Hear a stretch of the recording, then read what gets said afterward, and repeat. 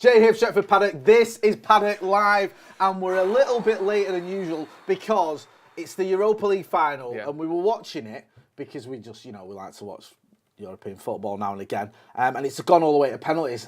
Imagine being a Europa League final and going to penalties. Pathetic. Anyway, joining me is Joe Smith. Joe, how are we doing, brother? I'm doing very well. How are you doing? This is bringing back a lot of sort of flashbacks from last year for me. I'm still not seeing any of the penalties from last year. Me neither. I didn't watch them at the time. I used to watch them. I watched them at the time. Yeah, I didn't even do that, and I've not watched them since, obviously. We'll let you know who wins the Europa League final. Yeah, but what Rangers we're talking about scored today. their first penalty, I think. We're going to be talking about Lisandro Martinez. Yes. This is the kid from Ajax, obviously, because as the thumbnail says, it's all about Ajax, isn't it? Because at the minute, there's only one club in the world. Yeah. Only one team has got any players worth a shit, and that club is Ajax. Which, up until we were linked with Ten Hag, we weren't linked with any Ajax players, Jay. No. And now we're linked with all of them. All of them. So we'll be talking about Frenkie de Jong as well, because he's been doing the rounds for a few weeks now. Anything from it's 95% done to it's not happening at all. So we'll give you the latest update on there. We have got players that aren't from Ajax. We've got Darwin Núñez. He's from BENFICA. We'll talk about him. We'll also be talking about Paul Pogba and James Garner as well. We're talking about him because he's been doing bits at Forest, hasn't he? And they've gotten through to the playoff final. A very eventful game against Sheffield United last night. Did you watch that? I saw the highlights. Is that like between, is that near your manor? Nottingham and Sheffield? Not far off. Not between them two or near slightly them close two? to Sheffield. Right. But I wouldn't quite say equidistant. Did you have a dog in the fight? Not really, no. James Garner? Yeah, James Garner. And I wouldn't have minded to see, well, I'm somewhat glad Forest won because they haven't been in the Premier League in 25 years, have they? Yeah, how long it's been. It'd be interesting to see them. Bit of a variety. Yeah. Get involved in the comments and the chat. Let us know what you think about anything. Paul Bell says, easy boys. I wonder if that's my mate from Partington. Nick Annan says, evening everyone. Nick, who runs our website. How's it going, Nick? I think I've not replied to his WhatsApp. There you go. So I'll do that. Petty Talks United says, big up, fellas. Let's get into this kid, Martinez. Yeah. Spoke about him on the Insta Live today. Yeah. As you can see there, Ten Hag is interested in Martinez. Argentina centre-back has been added to the list of United targets ahead of Ten Hag's arrival. Now, there is a physical issue here, isn't there? Yeah. Because he's a talented young lad. Yeah. He's done well at Ajax. Probably got a bright future ahead of him. But he's small. Yeah, he's 5'9". Which is almost like being 5'1" now. In the 90s and early 2000s a bit, people always point to like Cannavaro and stuff. He's like the one that people defending short centre-backs jump to. In the 90s and early 2000s, I don't know if this is me being slightly foolish here, but it felt as though you less often did you see a 6'3" centre back that was also good on the ball, that was also quick, that was also good in terms of turning, good in terms of agility and movement. It was almost one or the other. You'd have your shorter centre back or your ball playing centre back, and you'd have your big beast next to him. Yeah. With the advent of coming into that period, Rio Ferdinand, the likes of Van Dijk nowadays, you have to be, if you want to be a top centre back, even Diaz is not particularly quick, but you have to be 6'3" and good on the ball and quick and be able to read the game quickly. There are players that have everything he has and 6 extra inches of height. Yeah. And that's my only concern with him. I'm not saying you can't be a top centre back at 5'9". I'm just saying it does make it harder. You have to be better at the other things than other centre backs because of that lack in height, because you most likely won't be as good in the air. You most likely won't weigh as much and therefore won't be as strong.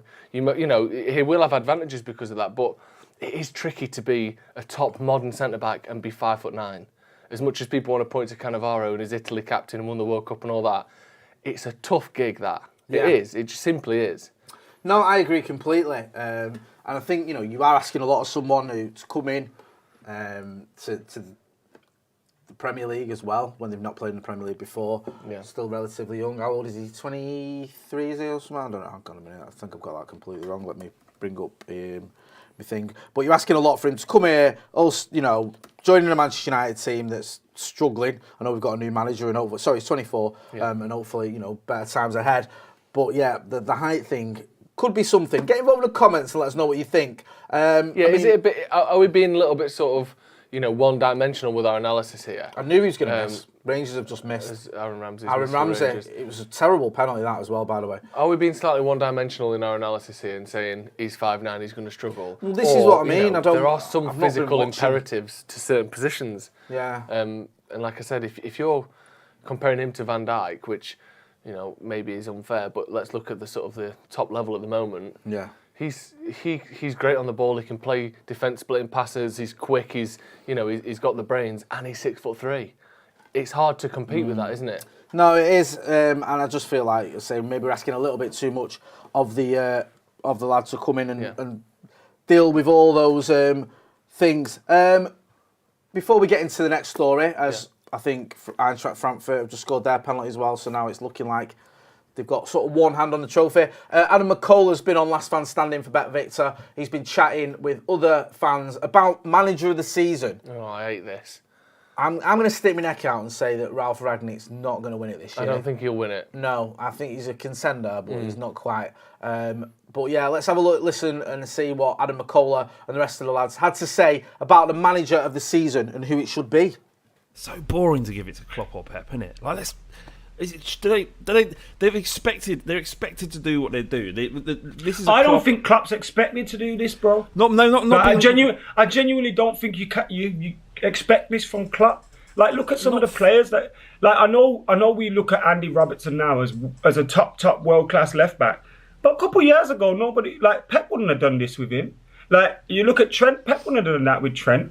Like, even the likes of they've bought Van Dijk and they've bought Alisson and they're great players, but when you look at some of the Origi coming off the bench, like it's crazy. And I know they've got better depth now, and they've brought in the likes of what's his face, can't remember his name, but Diaz, yeah. But you gotta look at it and say Klopp is working wonders with that team.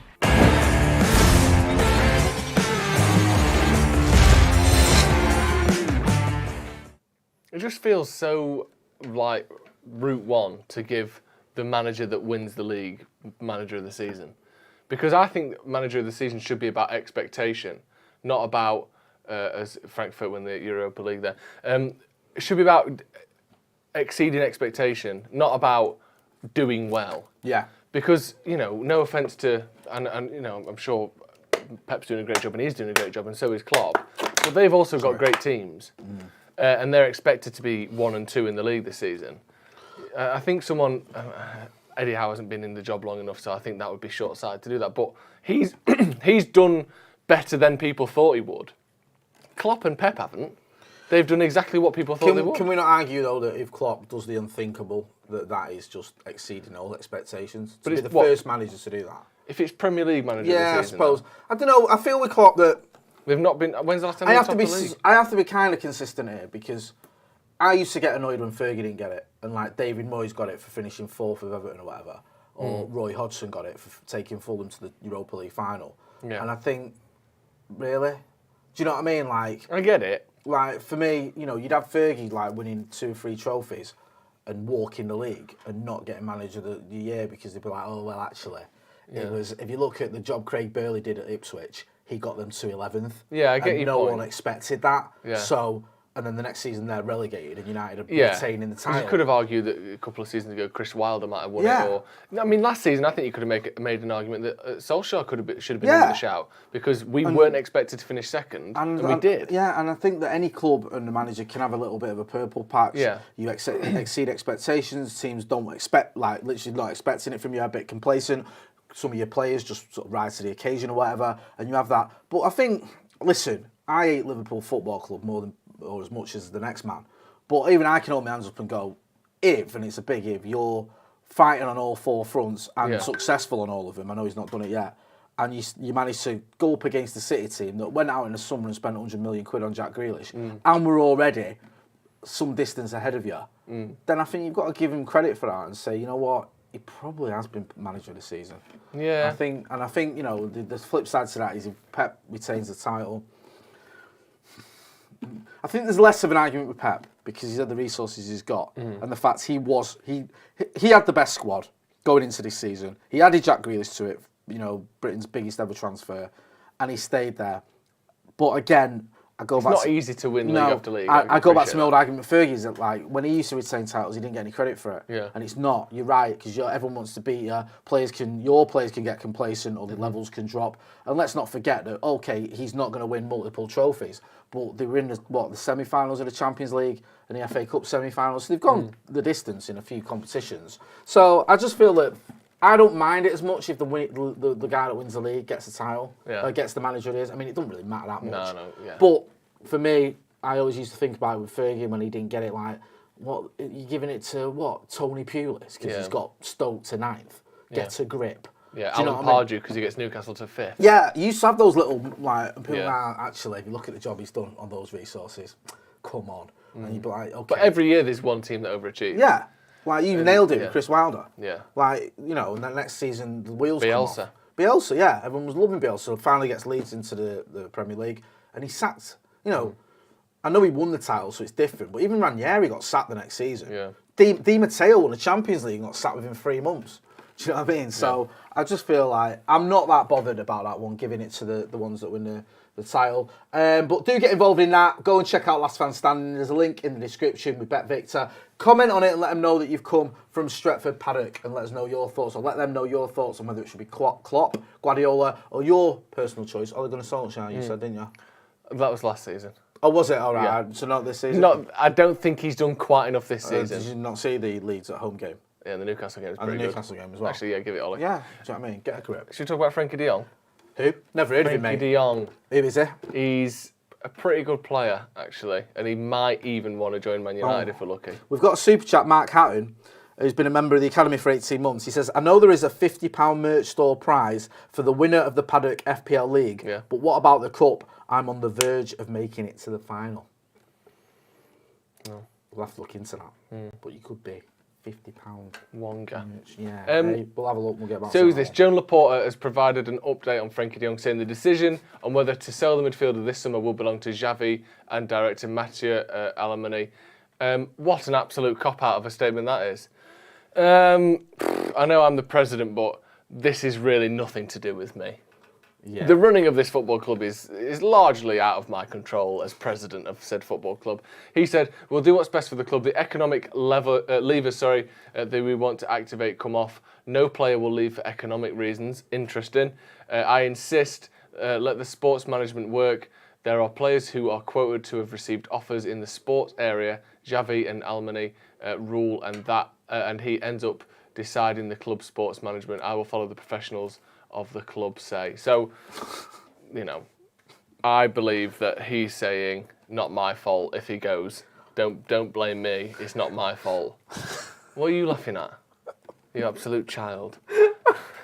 Big T Guitars has done like a proper like dad joke type comment, but it tickled me. Go on. Right, because I was on the BBC before. Like, did that thing about Old Trafford and whether it should be rebuilt. It's just a chance for you to brag about being on the BBC. There's quite a few comments about it, so it's not just me bragging. And if you want to watch it, if you don't, I don't care.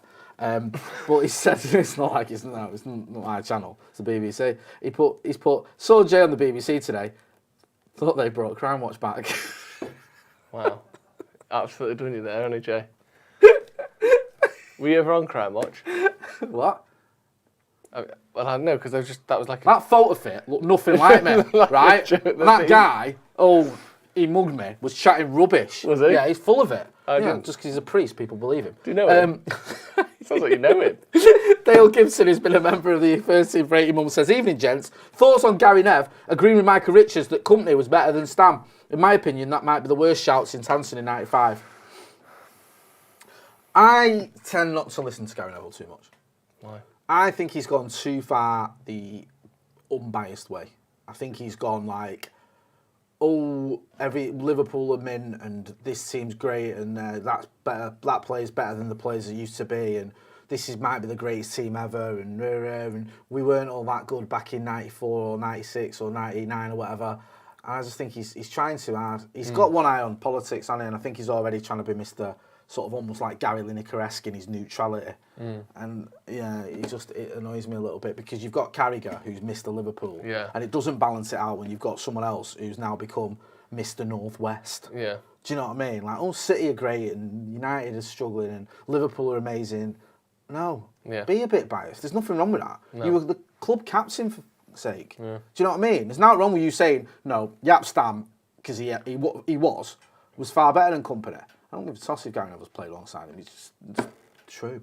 And it's like, oh, actually, I think this Liverpool team might be the greatest of all time. It's not, is it? Do you know what I mean? No. If they win the treble and they retain the title twice on the bounce, then we'll have a conversation. Do you know what I mean? And it's like, come on, man. I just feel like he is. I feel like he's trying to appeal to everyone all the time.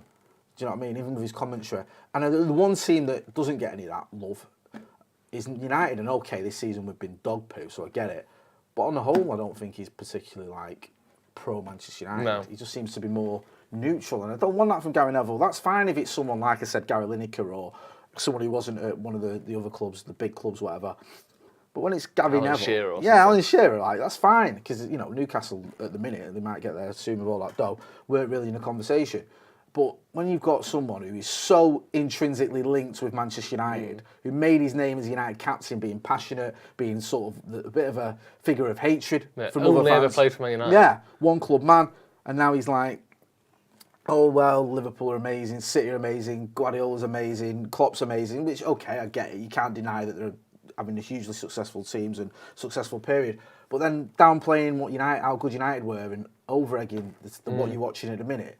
It just turns me off, it really does. Maybe I'm just being a little bit better in my old age. But let us know what you think. Sean Livesey says, you two are legends, keep it up. Pinch Weasel says, Carragher is painful. Eddie A says, let's go Frankfurt, fire emojis.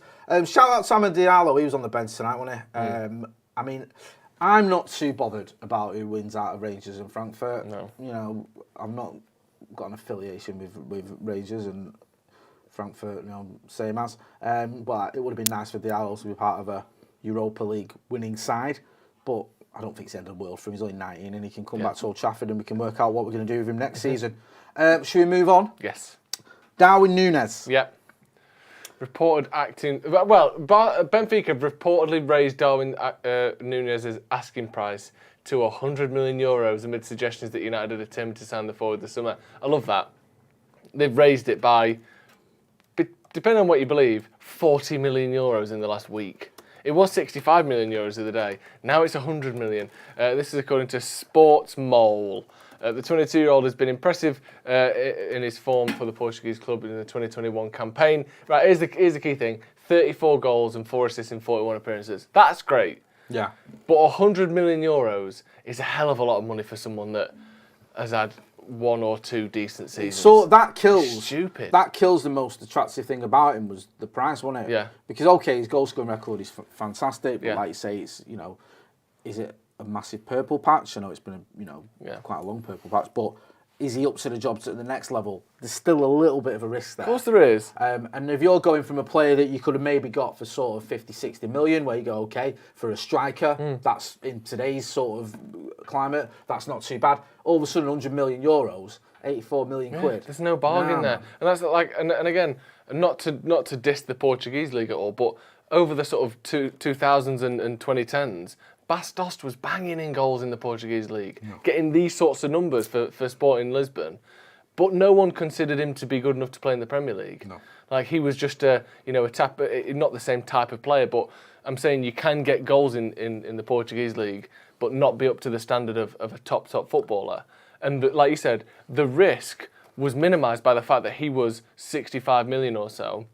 If this is true and they're now at 100, that seems to me a stretch too far. Hopefully it's not true. Hopefully it is just speculation and they're putting, again, the sort of link together of United want him, so they've probably put their price up, and 100 million quid, 100 million euros makes a better headline than 60. We've got to stop doing it if this is, I hope you're right, but if this is the case and they're asking for that, we cannot this summer have any 80 odd million quid signings. And I know that... And I never thought to say that as a United fan, but I mean it. I know as well that this shouldn't be the case.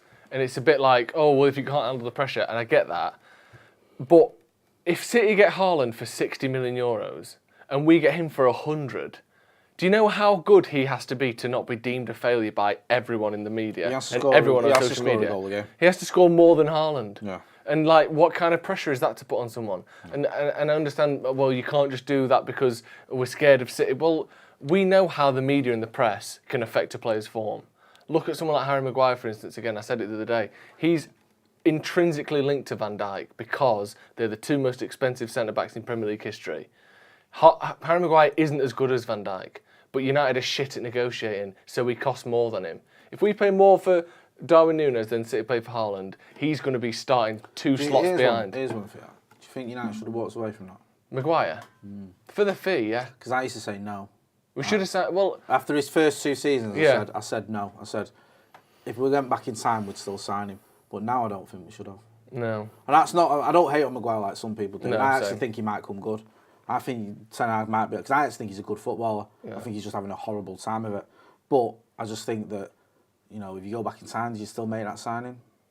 Probably not. No, and how toxic it's become around him. And I know not all of that is compared to Van Dijk, because he just hasn't been good enough, even if you compared him to fucking Tyrone Mings, he hasn't been good enough this season. But so much of that initial pressure was, you are the most expensive in the country. The last most expensive is now arguably the best centre-back in the world in Van Dijk. You better be at least nearly as good as that.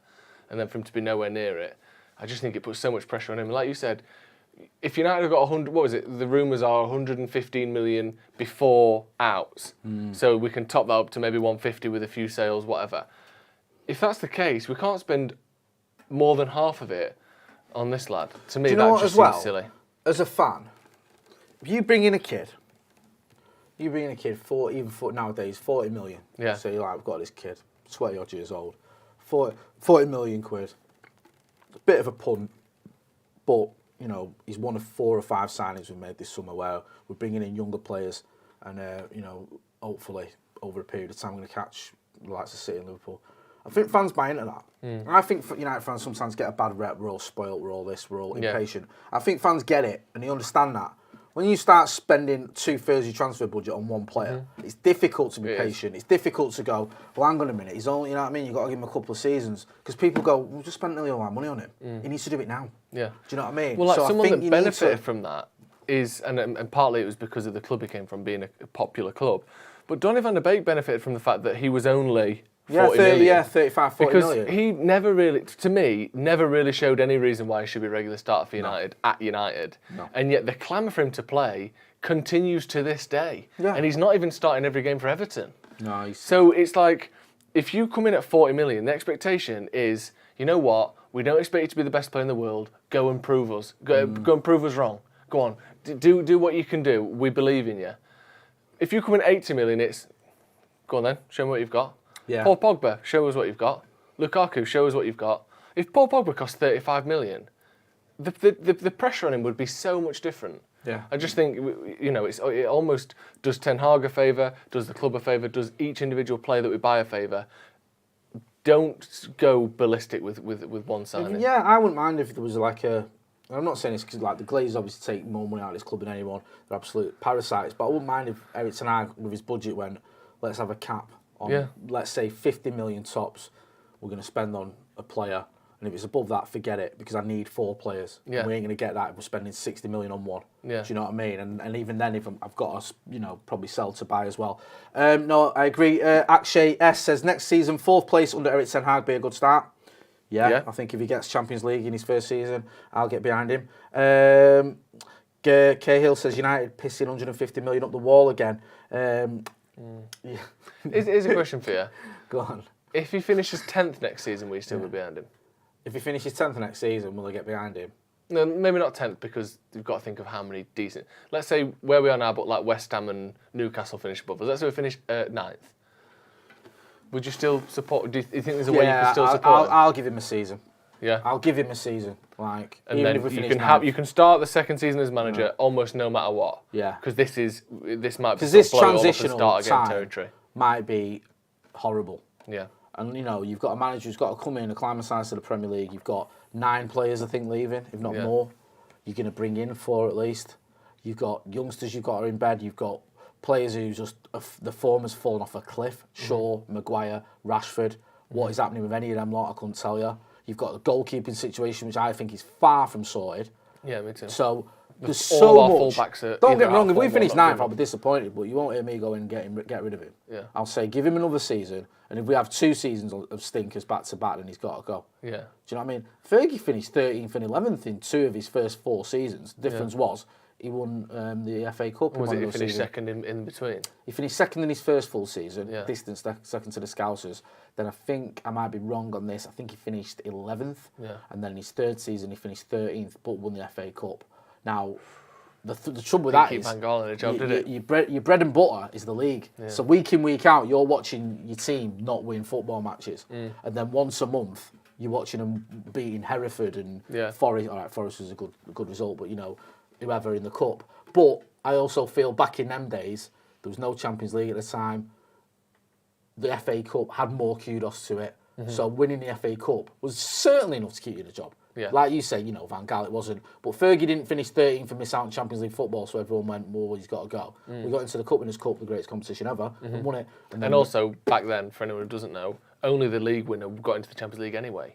Only league winner got into the Champions League. Yeah. We were coming off the ban from the European ban as well. So it wasn't what it was. Yeah. What it is now, sorry. Now everything is geared towards Champions League football because that can bring in the revenue, with the kudos, attract players. It's all about getting into the Champions League or Europe. Now, you know, if we did finish ninth, part of me would be like, well, maybe he's done us a favour because he's avoided the Europa nonsense and his second season he can just focus on domestic. But hopefully it won't come to that because hopefully he'll come in and storm it and we'll win everything. One final story. Have we done Paul Labille? No, we haven't. Sorry, 2 final stories. I'm getting ahead of myself. Paul Pogba makes final decision. Do you know what? Is this? I say this every time we do this, but is this 2011? I don't even think this can be considered United news anymore. Save for the fact that he's got 5 weeks left on his contract. This isn't really anything to do with Man United, is it? He's left. He's not playing for the club again. He's joining another team. This is Juventus news. This is PSG news. It's not United news. It's man signs contract for other club. I don't know, man. There was rumours going around that he was going to sign a new deal and he's not been offered the deals that he thought he was going to get. I really hope he doesn't sign a new deal for United. No. And if he does, we know it's only because we paid him more than everyone else. Fuck that. Yeah, it's not worth it. And again, he's someone that we know all the faults with Paul Pogba, inconsistencies. We know, you know, whatever you want to say about him. He suffered from being the United's biggest signing. What was he? A Premier League record at the time, £89 million. He's come back to save Man United. The return of the sort of messianic figure returning to his former club, having won loads of stuff abroad. Comes back, £89 million. Go on then, show us what you've got. I think he started from a difficult place, right from the start, coming back to Man United, and he's never lived up to it. And I think it's best for everyone if he just leaves. Yeah, fair enough. I agree. I'm just getting tired of it all. He's a very tired player, but it's not where the works out, has it? Danny says, why have we accepted we should budget when board glazers should buy what Erik needs now? Why waste another year waiting for his puzzle pieces? This is right, by the way. Yeah. The board could quite easily give Erik Ten Hag 400 million quid to spend. They could. They take that out of the club and all that and the debts and everything else, but they won't. No. They'll give him this 100-odd million, which is sort of almost like the bare minimum they can give him, to be honest with you, considering the job he's got to do. So it is a bit of a piss take that we have to sort of stomach it. Don't forget as well to hit like and subscribe to the channel if you're not doing. Put a subscribe link in the chat, please. Click on that link. There'll be a subscribe link in the chat. Make sure you are subscribing to the channel. There's over 2,000 people watching. We want to make sure you're all subscribing. One of the highlights of this season, it pains me to say it in a way, has been someone who doesn't play for Manchester United. It's been James Garner on loan at Nottingham Forest. He's a United player, obviously, but he's been at Forest. He's helped them get to the playoff final. They were bottom, weren't they, when Steve Cooper took over? And near bottom. Near bottom, sorry. And now he's, they're in the playoff final. One game from the Premier League for the first time in about 20 years. He's done really well. And I think it's great for him because I think he's always been someone that has been touted as having such huge potential for United. Basically, him and Dylan Levitt were a partnership all the way through the youth team, weren't they? Yeah. And he seems to have sort of taken that step up. Levitt's done all right. No, he got player of the year at Dundee. He's had some difficult loans over the last couple of years. No, I give you that. But it's great to see him doing so well. Go on. He's not had it easy, has he? No. He went to Watford, was it? Was it Watford where he didn't get a game? They changed manager and it didn't work out. Went to Forest. Was phenomenal second half of the season last season. But I remember we was chatting, I can't remember, it was Matt and Daniel Sayer, and Daniel Sayer was saying, he's done well at Forest. The difficulty is he stood out in a team that hasn't been very good. Yeah. So the question is, can he be good in a good team? Yeah. This season, they've been much better, one of the best teams in the Championship, and he stood out again. And I've also been impressed with him against Premier League opposition. Played well against Leicester and Arsenal and the Scousers, I think, as well. So it's not just Championship teams he's played well against.